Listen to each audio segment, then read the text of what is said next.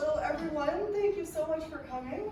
This is my very first in-person author event, but I have been self-publishing romance novels since 2009 under the name Ruth Madison. So it has been a long journey and I'm just getting started. So the new book that just came out is called Waiting to Break. It is the longest book that I've ever done, and it has characters and subplots that I think bring a lot to it.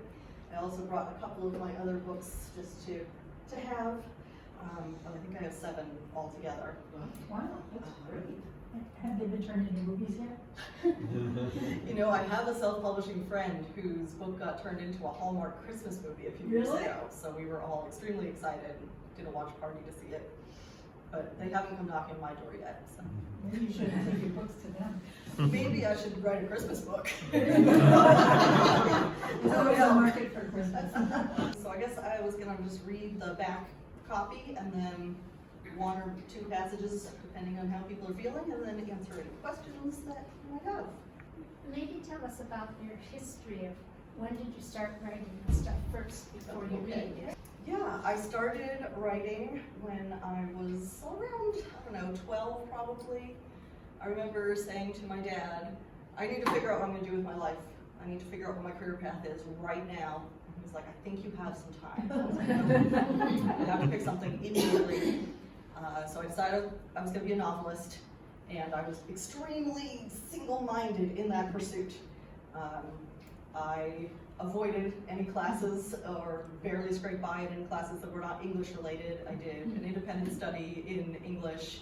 I went to a college that had no core curriculum so that I could take only writing classes. I was very determined. I think writing appealed to me because I struggled when I was young to express myself in speech. It was like, there's so many things that I want to get across and I can't find the right words and there isn't enough time, you know, the conversation has moved on.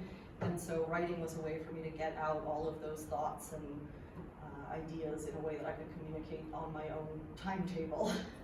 And so it has continued to be a very important way for me to communicate my thoughts about life and everything. Even though they're contemporary romances, they tend to delve into philosophical territory also.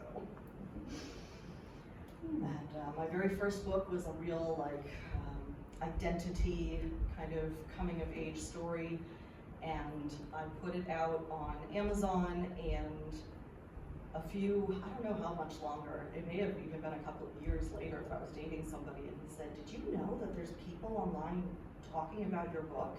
And I was like, no. And he pointed me towards a forum where they were reading it as a book club. Wow. So I joined and I got treated like a real celebrity, and there may have been some drama about how Ruth has such a swelled head, but it was so special and wonderful, and to hear people say how much they related to it. And one person said, I brought the book to my therapist because it explained how I was feeling better than I could. So that is, to this day, my favorite compliment I've ever gotten. So I think with each book I'm always challenging myself for what is the next more challenging love story. I really like to write love stories about people that you think like, I don't know if it's gonna work out for that person. Like, there's a lot of challenges there. And I continue to push it further and further and further. So in this book, the character is quadriplegic, and he uses a communication device. He is unable to speak, and he is living in a assisted living facility. He was a rock star who had an accident, and the new activities director falls in love with him. It's very forbidden, very bad. So bad things happen, but good things happen too. So we'll go ahead and read the back cover. The accident took his voice, but she heard him anyway. Former rock star Gabe Whitlock has been hidden away in a long-term care facility ever since an onstage accident stole his music, his movement, and even his voice. No one's thought about him in years. Anna Lin is still raw from losing her mother and battling the panic attacks that derailed her college career. Living with her father again feels like a step backward, until he gets her a job as the activities coordinator at Rosehaven. What she doesn't expect is to find Gabe Whitlock, former frontman and guitarist of Pressure Front, quietly wasting away in a nursing home in western Massachusetts. Drawn together by music and art, Anna and Gabe forge an unlikely bond. But when Gabe's sister schemes to seize control of his estate, Anna and a ragtag band of residents push back. Their defiance threatens to cost Anna the fragile new life she's building, and Gabe the last shreds of independence he has left. So I debated what section to read, and I tested out a few different ones on TikTok, and this is the one that the one person who gave me feedback on TikTok told me I should do. Okay. This is from the beginning of chapter 8, and it is in Gabe's point of view. It is an alternating point of view book. Most of the night he was deep in thought. Anna had come through for him in a way he never expected. She was at Rosehaven to run activities. She wasn't a nurse or a caretaker or an aide. As far as he knew, she had no reason to recognize a medical problem like that. But she had noticed. She had somehow seen when something was wrong, though no one else had. He had never seized up that badly before, and he was rattled from the experience. But he was also intrigued by Anna's tenacity. Once again, she had stayed when anyone else he knew would have run away. She moved towards problems instead of away from them. It was an unusual quality, and he respected it. Over the course of the night, he came to the conclusion that he was done trying to avoid her friendship. It would be what it would be. He would enjoy her bright company while she was here and miss her when she left. It was the nature of life. He didn't have it in him to fight against human connection anymore. She seemed to have decided on a similar truce as she burst into his room shortly after he got out of bed. "You look better," she said as she hopped up onto the bed. He used the joystick to turn his wheelchair toward her and smiled, a real smile. She grinned back. "You know," she said, "I've been wondering how you came to be here in Western Mass of all places." She pulled out her phone. "Let's find out." He wondered if he should try to stop her, knowing what inevitably came up if someone searched his name. Instead, he watched her face as she started scrolling. "Oh, you are from near here. I never knew that," she said. "I always think of musicians as being from Florida or Seattle." Then her playful expression turned suddenly somber, and he knew she had found the video. After a few moments, her face drained of color. She gasped and then looked back up at him. It was a fan video shot on an old iPhone, but it clearly showed the moment the rigging came loose above him on the stage. Anna didn't have the sound on, but Gabe knew every second of the brief video. The spotlights crashed down directly on his head, and then the video turned into a mess of blurry movement and screams. "I'm so sorry," Anna said, her voice shaking. Gabe shrugged one shoulder. "I should have known that would come up." She stared down at her phone silently for several moments. Then she said, "I can't believe it was 11 years ago. Feels like it couldn't have been more than 5. Gabe tapped a few words on the AAC. "Tell me about it."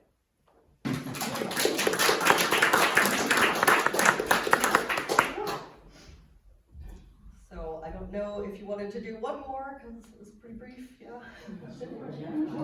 Yeah. This is right after Gabe has thrown a illicit birthday party for Anna at the facility. "I'll carry those cookies to your car for you."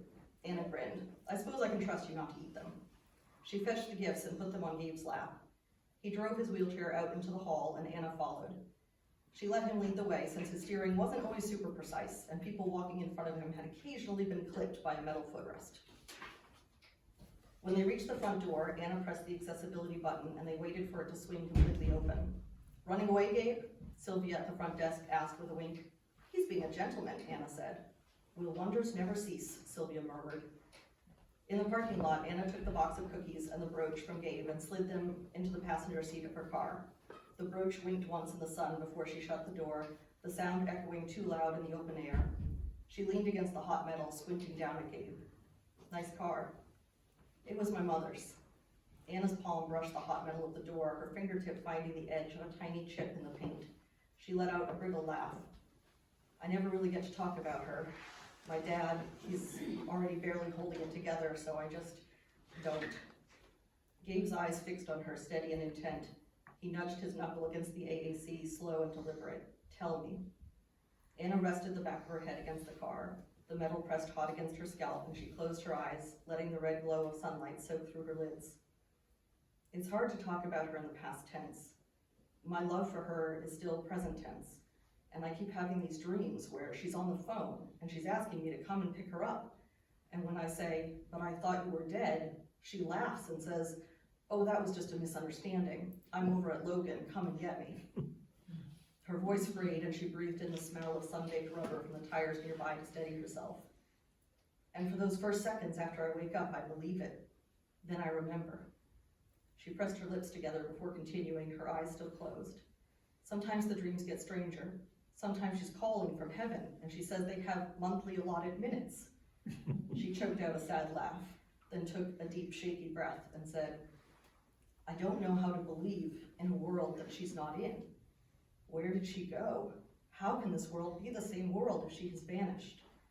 It feels like I've somehow fallen into a parallel universe and I can't get back home. She's waiting for me back where I belong, and I can't reach her." That's when the tears came, sudden, hot, relentless. They slid down her cheeks in fast streaks, and she let them go, made no attempt to stop or hide them. "She was so alive," Anna whispered. "She came from this stoic, tight-lipped family, but she was all color and noise. My father, he's always been the quiet one. He loved her for her noise. She was the kite, and he was the string that kept her from flying away. And now," her voice thinned to a rasp, "neither of us knows what to do without the kite."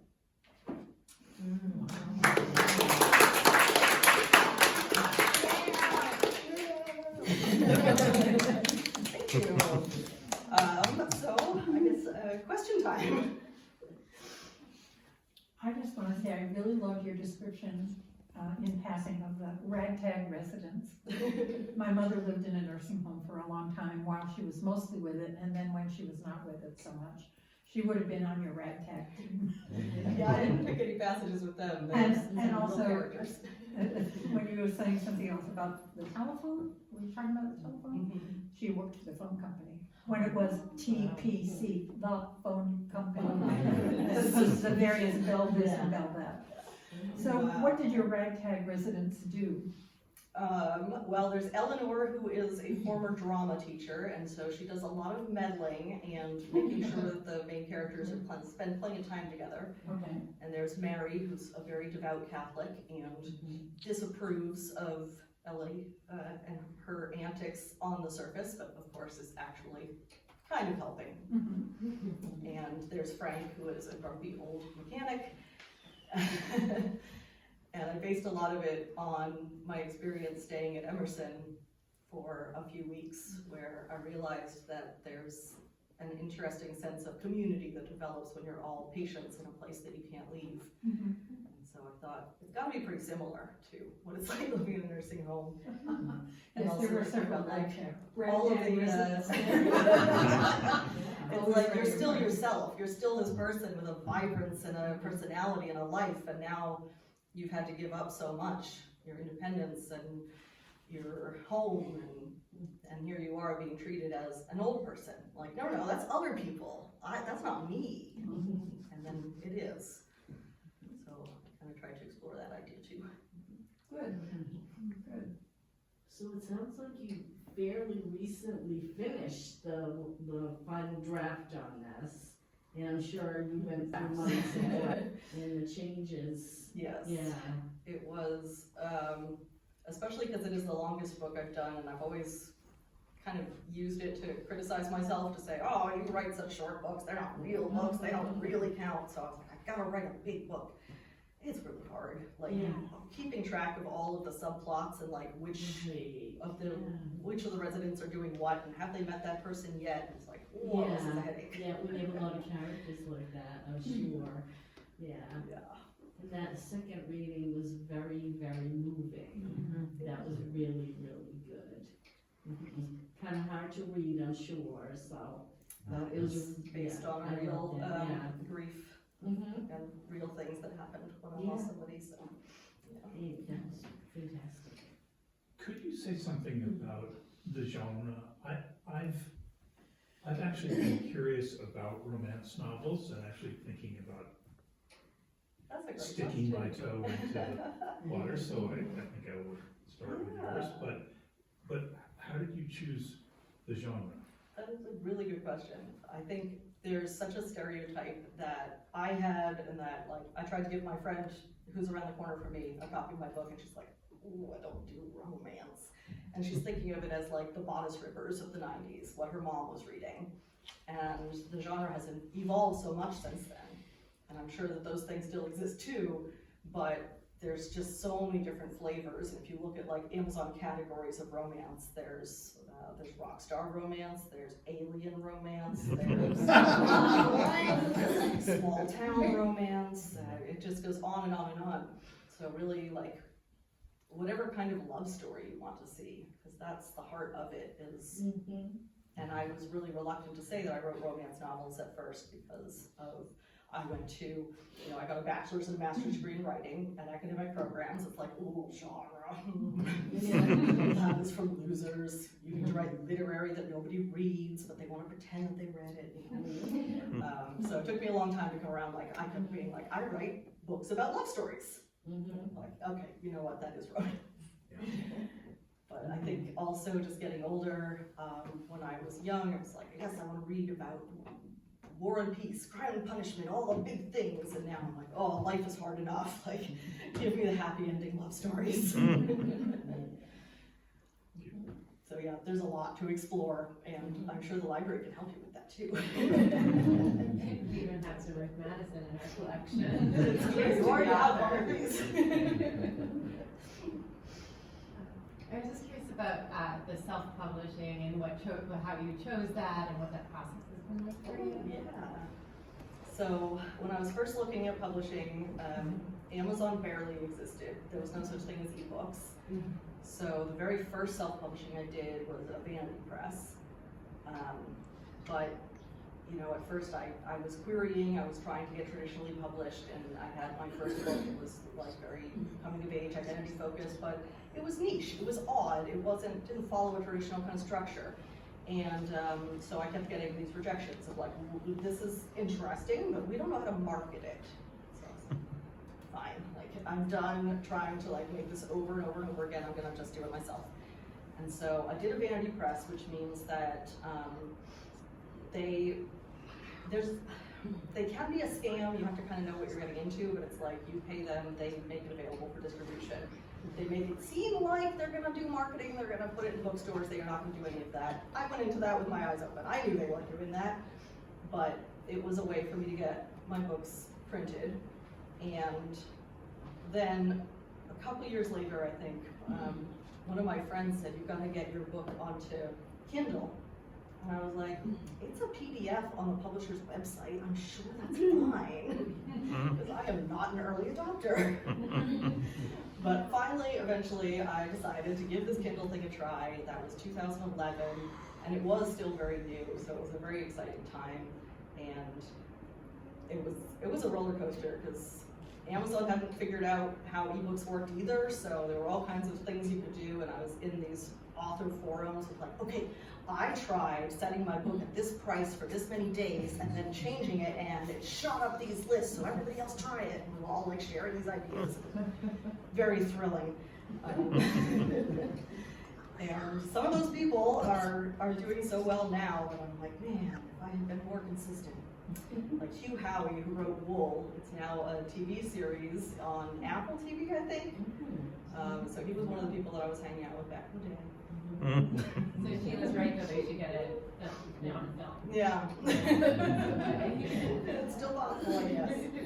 But yeah, I discovered that I really love the control of self-publishing, and because of print on demand, you don't have to have like a garage full of books anymore. You don't have to order them ahead. You don't have to pay thousands of dollars to have them printed. When somebody orders the book on a website, then it goes to printing and gets sent to them. So that really helps a lot with the cost, and you can do so much online with marketing. You don't have to be like this. Like, oh, how am I gonna sell books when I have to cart around all of the books and show them to people? Like, here's it is in my trench coat. And I don't think I could even go for traditional publishing at this point, even if they wanted me. Because I'm just like, I get to make the covers myself, I do the formatting myself, I do everything, I have full control over everything. Nobody can tell me, oh, don't use that title. It's all mine. Beth, yeah. We see something about like the craft of it and like how you would start writing. Like, do you create an outline, or like do you commit to writing a certain number of pages per day, or do you? you know, but how does it go from your thoughts to this book? A lot of people say there's two kinds of writers. There's plotters and there's pantsers. Plotter is kind of obvious. You write an outline and plan it all out, and pantsers are writing by the seat of your pants. I cannot do that at all.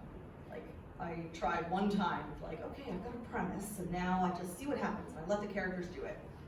Can't. Stephen King writes that way. But I need a very detailed outline.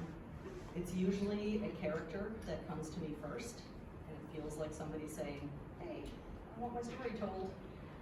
And a lot of times it's voices and dialogue that is, I think, something that is a strength for me. I had a friend read my book recently, and she's like, oh my gosh, how do you do the dialogue? That's like the hardest part. And I was like, all the parts around the dialogue is what takes me forever. Like, I hear their voices and the way that they're talking to me and telling me their story.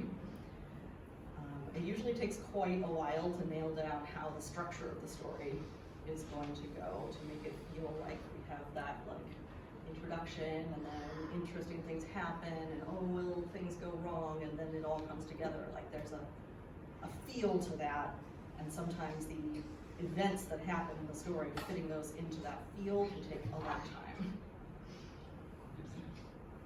I think Diane, did you have a question? Yeah, so what was the inspiration to have a quadriplegic as the main?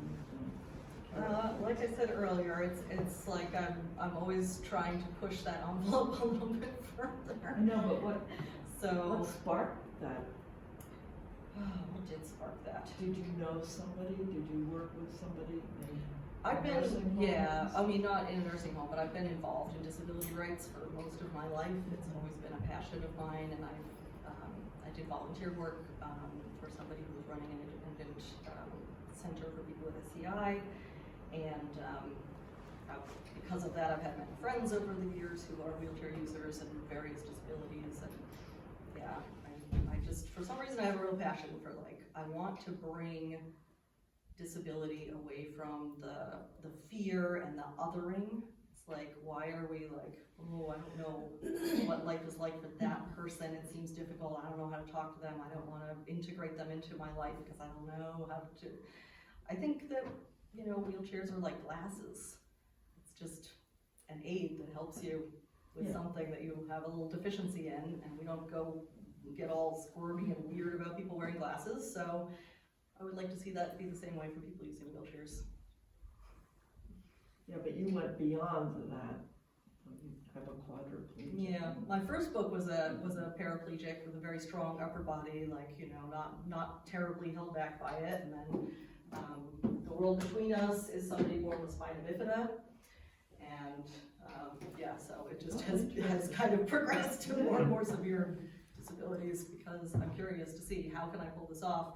Can I pull this off? My friend that had the Hallmark movie made, she also writes romances with disabled characters, and I told her I was writing about a character with spina bifida, and she was like, you cannot make him an appealing romantic lead. You are going to fail. And I still don't know whether I failed or not, because I don't think she's read it. So she did not believe me that I could pull that off, and I don't know if I have, but I tried. You did. Well, if somebody else, Oh, you did, you did. if someone else besides you bought it, then it was a success. Several people have bought it. There you go. Beth. Do you do research into the medical conditions or the experiences of people who actually have those medical conditions? Absolutely, yeah. And a lot of them are also based on people that I know somewhat loosely. The Thawing Ice Heart, this character is based on a veteran that I knew and dated for a little while in Maryland, and he had lost both his legs in Iraq and then passed away from cancer a few years ago. And so I kind of dedicated this story to him, and he loved wheelchair racing, and that kind of brought him back into the world and life again. So the importance of athletics for people when they're going through that transition and changing their identity to somebody with a disability. Would these also fit into YA, would you say? No. So they're definitely grown up. They're definitely grown up. Okay. I don't do a lot of what they call spicy scenes, but each book has, well, yeah, each book has like one or two. Yeah, And they're okay. definitely kind of adult themes, I would Okay. say. Have you thought about specifically marketing the books in communities where people might, like, especially relate to the protagonist? I have, yeah. I reached out to, I saw on Instagram there is a disability-owned bookstore in Somerville. They were doing an event in the summer, and I tried to become part of it, but then it got postponed and delayed, and etc. But I'm still in talks with them about maybe doing an event. And for this series, so this book starts a series that all takes place in the same small town, and is about a sled hockey team, so adaptive hockey. And I decided to donate some of the proceeds to a Boston sled hockey team, because that seemed appropriate. So, you know, have marketing with them. So are you already working on your next story? I am, because the fourth book in that series has been anticipated for a while, and I got distracted and wrote this one instead. So I really need to get back to that because people are waiting. Yeah, so why do you use a pen name and how did you choose it? Oh, that's a good one. My mom isn't here, so. The first book that I wrote was so raw and honest, and I just laid everything out, and my mom read it and she said, please don't put the family name on that. Oh, that's a good reason. That makes sense. So I was like, oh, okay. Ruth is my middle name, and my maiden name being Moyer, it starts with an M, so it kind of came from there. And yeah, it works well as an author name. And at least that way I didn't have to change it, you know, when I got married, so. So would you ever consider writing a book with a sad ending? So is it that all the books do have a happy ending? They do. That's one of the hallmarks, and I should have said that earlier about romance novels. That's kind of one of the things they're known for. If it's categorized as a romance, it has to have a happy ending. Either happily ever after or a happily for now. You feel like, okay, these characters might not make it long term, but like they're settled and together right now. And so a lot of people go into these books with, you know, I want to feel happy, I want to believe in love, I want to escape from the horrors of the real world. I want a story where I know that no matter what kind of darkness they go through, it's gonna be okay in the end. So that's something that people turn to romance for. My first book almost had a really unhappy ending, and I felt like the message that I would send if I had a sad ending on that would have been detrimental to people. So I don't think it's as uplifting. David? Another question for you. So I haven't read much romance stuff. You run into it in the TV and all that, but it seems like a big theme of romance is that you need the other person to be happy. You can't be happy without having this other person. And do you believe that? And can you write a romance novel that would not believe that? Like you can write about people who believe that, but still, as a writer, say this isn't really quite the way things are. That is quite tempting to attempt. When I hear challenges like that, I'm like, okay, how can I pull that off? That would be pretty hard. Well, you know, I saw, you know, it's funny because I saw the Tammy of the Trooper from Berkshire's this summer. Yeah. And so you have a couple of different relationships in there. And the way they played it, the one that's working very well, they're well matched, it seems kind of like sarcastic or, you know, like a parody of it. Whereas the one where the shrew and the other guy is more authentic. So I thought it was kind of interesting to see it. Like I know it was written that way, but I saw it performed that way. I thought you could write a romance in a way that says maybe there's more to love than. Yeah, I have heard some pushback about, you know, there's the Jerry Maguire, you complete me, and the idea that maybe we need to be healed in order to be a good partner to somebody else and be a more kind of complete person.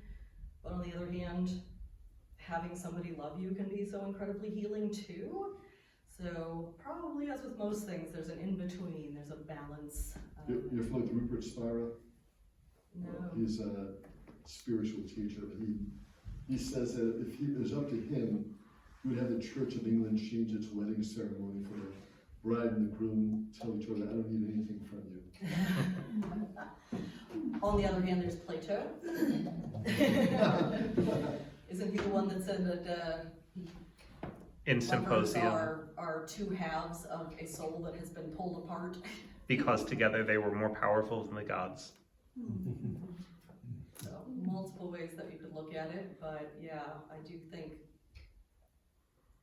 there's a feeling that feels nice when you're going through a story and seeing somebody who feels as broken as you and that they are still worthy of love, that somebody is still interested in them, that they can go through that process of healing and feeling like worthy of it.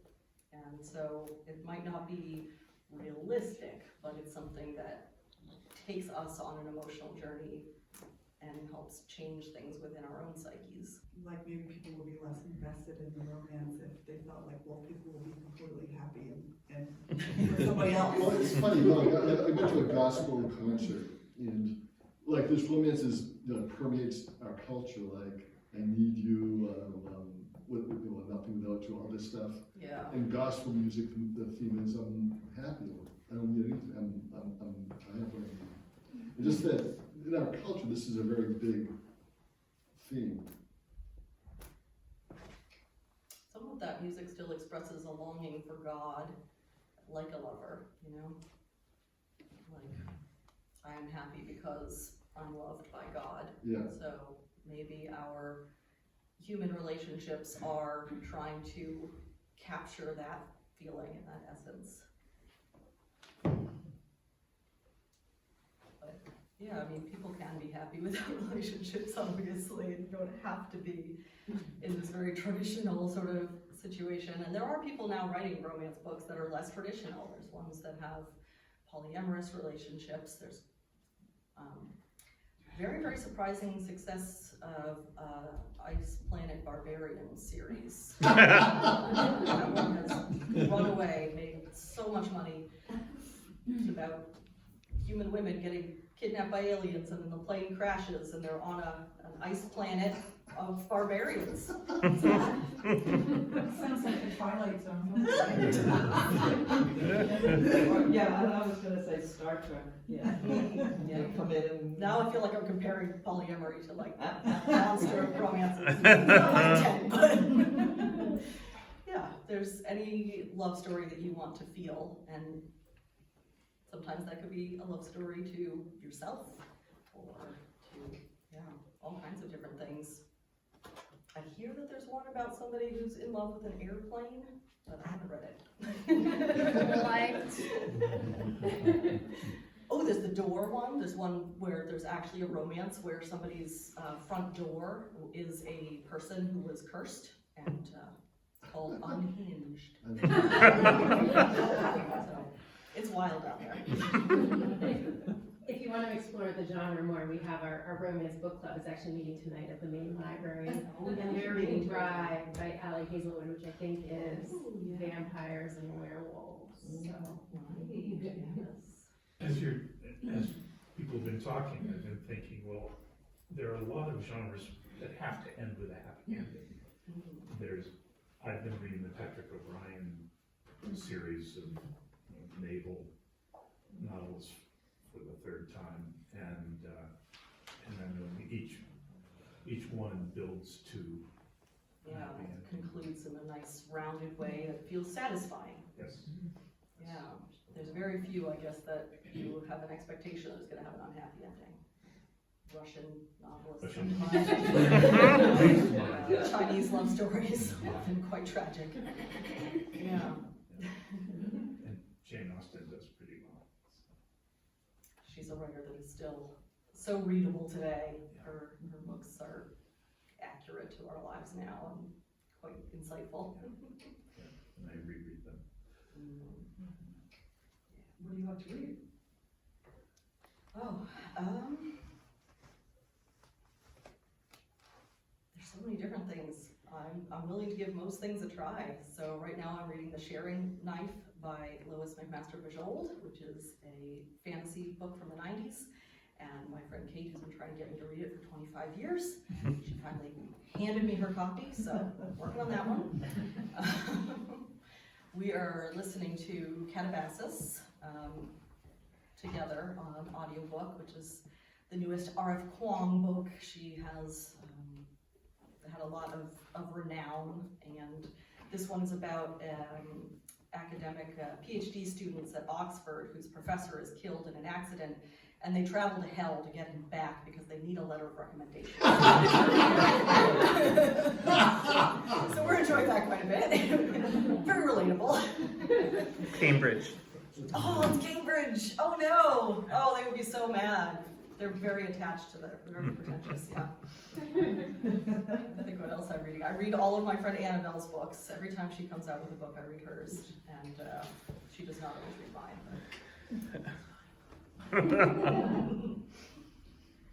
Yeah. I was in a romance book club when I was in Baltimore, and one of my favorite ones was actually a sci-fi romance trilogy. What was that called? Fortune's Pawn, I would say? Yeah, and they were all chess themed Yeah. in their titles. Yeah, that was one of those like, wow, I do not see how this is going to turn out well. This is epically bad. And then, oh, it did. Wow, this is amazing. Sort of like a chess game. I think so, yeah. I don't play chess, but my son does.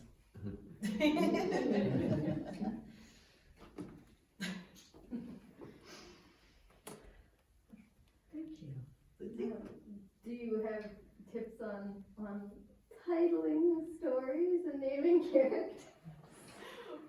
No, I'm really bad at that. I often use random name generators for characters, and then that informs like a lot of things about them because they'll usually come back with an ethnicity, and I'll be like, oh, okay, well, I guess that character's Chinese now. So, yeah, I don't have very good things for that. The only one that I really have a story behind the title is The World Between Us, which comes from the Breakfast at Tiffany's song by Blue Something. We'll say the world has come between us, our lives have come between us, but I know you don't care, which is a song that they sing to each other.